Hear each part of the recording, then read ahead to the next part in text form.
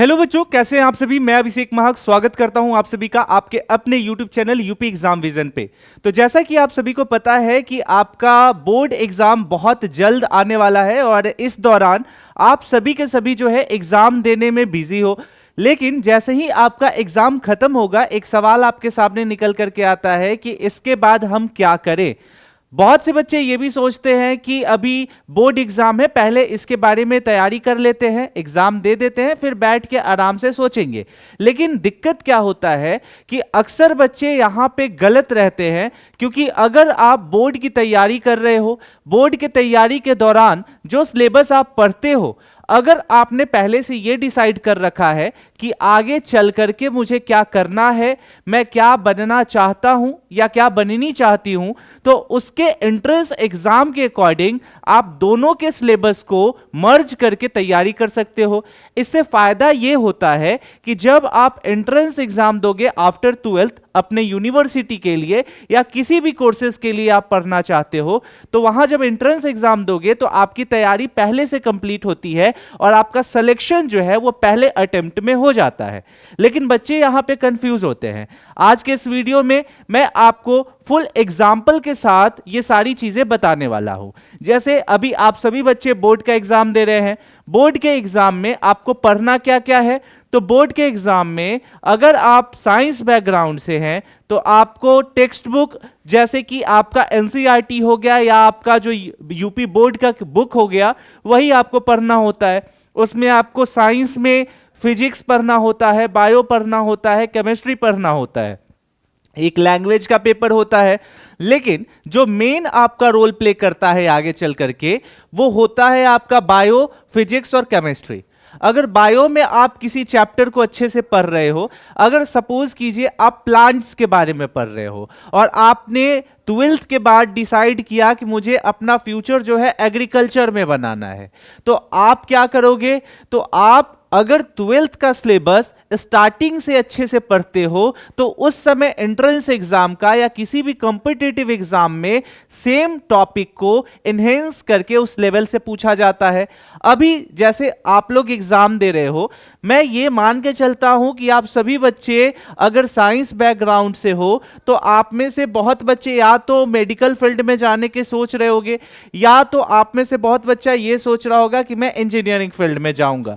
लेकिन मेडिकल और इंजीनियरिंग को 2 मिनट के लिए आप साइड रखो और ये देखो कि आपके पास साइंस से 12th करने के बाद कौन कौन सी अपॉर्चुनिटी है। सबसे पहले तो जैसा कि मैंने आपको बताया कि आप एक बार अगर 12th कर लेते हो, जैसे उसके बाद आप बहुत से एग्जाम दे सकते हो। आपको ग्रेजुएशन करना है तो ग्रेजुएशन किस में करना चाहोगे, तो उसके लिए भी आप डिपेंड करता है कि इन फ्यूचर आप किस करियर ग्रोथ में बढ़ना चाहते हो। अगर आप यूपी में हो तो यूपी में अक्सर बच्चे क्या करते हैं कि अगर कोई बच्चा 12th का बोर्ड दे रहा है, 12th यूपी से कर रहा है, तो यूपी के बाद कोई भी बच्चा जो है मेडिकल में बढ़ता है। मेडिकल में आपके पास 2 ऑप्शन निकल करके आते हैं। एक आता है नर्सिंग, क्या आता है? नर्सिंग। दूसरा आता है पैरामेडिकल, क्या आता है? पैरामेडिकल। अब बोलोगे कि सर इसमें नीट कहां गया? नीट के बारे में तो हमने तैयारी ही जो है तैयारी किया, तो आपने तो यहां पे बताया नहीं। लेकिन यहां पे मैं कुछ ऐसे बेसिक चीजें बता रहा हूं जो कि अधिकतर बच्चे करते हैं। जैसे अगर आपने नीट का ख्वाब देखा है कि हाँ मुझे नीट करना है, नो डाउट अगर आप मेहनत करोगे तो आप वहां से निकाल ले जा सकते हो एग्जाम। लेकिन बहुत से बच्चे जो होते हैं वो फेल कर जाते हैं। क्यों?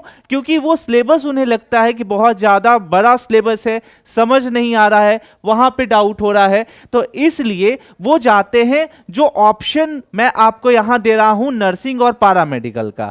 तो बोल रहे हो आप कि सर आपने जो है नीट के बारे में तो फिर चर्चा क्यों नहीं किया, और अगर कर रहे हैं तो आप हमें अंडर एस्टिमेट कर रहे हैं। देखो बच्चों, मैं ये नहीं चाहता हूं कि 12th के बाद आप अपने किसी बड़े के इन्फ्लुएंस में आकर के वैसा डिसीजन लो जो कि आपको उसमें इंटरेस्ट ही नहीं है, क्योंकि अधिकतर बच्चे इस ट्रांजिशनल फेज में जो है वो ट्रैप होते हैं। आप एक बार इन सभी सब्जेक्ट के बारे में भी पढ़ सकते हो। यहां पे आप अगर नर्सिंग करोगे तो नर्सिंग करने के लिए 12th के बाद आप एक बीएससी जो है बीएससी नर्सिंग का डिग्री कोर्स लोगे, ठीक है। अब बीएससी नर्सिंग का डिग्री कोर्स लोगे तो इसके लिए एक एग्जाम होता है यूपी सीनेट का, और पैरामेडिकल के लिए होता है यूपी सीपेट का। अगर ये एग्जाम आप देते हैं तो आप पैरामेडिकल में करियर बना सकते हैं या बीएससी नर्सिंग में बना सकते हैं। इसके अलावा भी आपके पास बहुत सारे विकल्प हैं। वो विकल्प कौन कौन से हैं वो भी जरा मैं आपको दिखाऊंगा।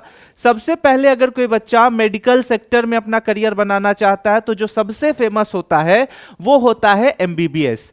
जाहिर सी बात है, आप में से बहुत बच्चे बोलोगे कि सर मुझे तो एमबीबीएस करना है, ठीक है। उसके बाद उसके लिए आपको एंट्रेंस एग्जाम देना होगा नीट यूजी का। दूसरा होता है बीडीएस, ये डेंटिस्ट होते हैं। उसके बाद यहां पे आप बीएससी नर्सिंग और एएनएम जीएनएम जो मैंने आपको बताया, वेटनरी डॉक्टर है, ठीक है। उसके बाद आप यहां पे देखोगे तो फिजियोथेरेपी है। फिर आता है पैरामेडिकल जो कि मैंने आपको अभी बताया था। तो पैरामेडिकल में क्या क्या है, तो पैरामेडिकल में बीएमएलटी हो गया, रेडियो टेक्नोलॉजी हो गया, ऑपरेशन थिएटर टेक्नोलॉजी हो गया, डायलिसिस हो गया, ऑप्टोमेट्री हो गया। तो इस तरीके से बहुत सारे कोर्सेज होते हैं। अगर आपको पैरामेडिकल के बारे में नहीं पता है कि पैरामेडिकल क्या है, पैरामेडिकल में कितने सब ब्रांचेस होते हैं, नर्सिंग क्या है, बीएससी नर्सिंग कैसे करते हैं, तो इस पे आप हमारे चैनल पे जाइए और वहां पे आपको एक एक डिटेल इस एग्जाम के बारे में पता चल जाएगा।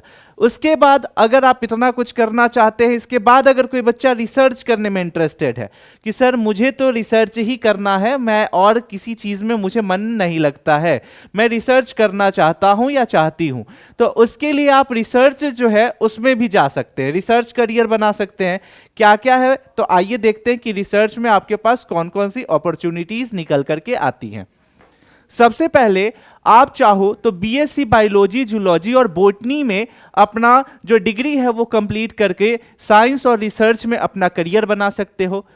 अगर जो बच्चे बीएससी माइक्रोबायोलॉजी में जो है इंटरेस्टेड हैं तो वो उसमें रिसर्च कर सकते हैं। बायोटेक्नोलॉजी आपके पास है, बायोकेमिस्ट्री है, फॉरेंसिक साइंस है। फॉरेंसिक साइंस क्या होता है, तो आप देखोगे कि कभी भी आपने अगर एक सीरियल देखा है सीआईडी, तो उसमें फॉरेंसिक लैब होता है जहां पे कभी भी कोई क्राइम हो जाता है तो क्राइम का इन्वेस्टिगेशन करने के लिए, फिंगरप्रिंट का छाप निकालने के लिए वो जो डॉक्टर्स वहां पे रहते हैं वो यही वाला कोर्स करके जो है वहां पहुंचते हैं। तो इन सभी में आप आपका करियर जो है बढ़ा सकते हो। कोई बच्चा फार्मेसी करना चाहता है तो फार्मेसी के लिए बी फार्मा, डी फार्मा आपके पास ऑप्शन है। मेडिकल रिप्रेजेंटेटिव बनना चाहता है, एमआर जिसको बोलते हैं, तो वो आप कर सकते हो। उसके बाद ड्रग्स इंस्पेक्टर आप चाहो तो बन सकते हो। फिर आप जो है फार्मा रिसर्च या फूड इंडस्ट्रीज में जाकर के फूड इंस्पेक्टर बन सकते हो, ठीक है। तो ये सारे करियर बहुत सारे हैं। कोई बच्चा एग्रीकल्चर में जाना चाहता है तो एग्रीकल्चर के लिए बीएससी एग्रीकल्चर और हॉर्टिकल्चर जैसे ऑप्शंस है। वहीं देखोगे तो बीएससी फॉरेस्ट्री, इन्वायरमेंटल साइंस जैसे ऑप्शन निकल करके आते हैं। और अगर कोई बच्चा जो है इन सभी चीजों के बाद चाहता है कि अब मैं पढ़ाना चाहता हूं, मुझे काफी ज्यादा नॉलेज हो गया या मुझे प्रोफेसर बनना है, तो पीएचडी करके किसी भी स्पेसिफिक टॉपिक में आप अपना करियर जो है टीचिंग के क्षेत्र में भी बढ़ा सकते हैं। तो इतने सारे जो ऑप्शंस है आपके सामने निकल करके आता है।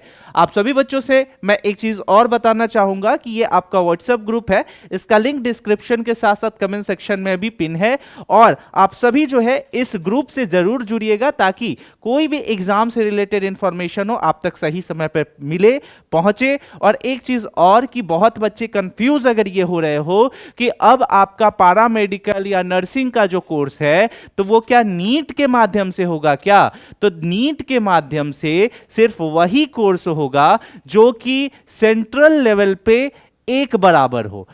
उदाहरण के लिए अगर आप सीनेट और सीपेट का जो एग्जाम अभी संचालित हो रहा है आपके राज्य में वो वैसे ही होंगे। लेकिन अगर कोई ऐसा एग्जाम, ठीक, जो कि पूरे लेवल में इंडिया के लेवल पे कॉमन है तो उसके लिए आपको नीट का एग्जाम देना होगा। हालांकि जो एग्जाम अभी सीपेट सीनेट से हो रहे हैं वो 2026 में भी होंगे, तो आपको इसके लिए कंफ्यूज्ड नहीं होना है। आशा करता हूं कि ये इंफॉर्मेशन आपके लिए हेल्पफुल होगा। मिलते हैं अगले वीडियो में, तब तक के लिए स्टे सेफ, टेक केयर, जय हिंद।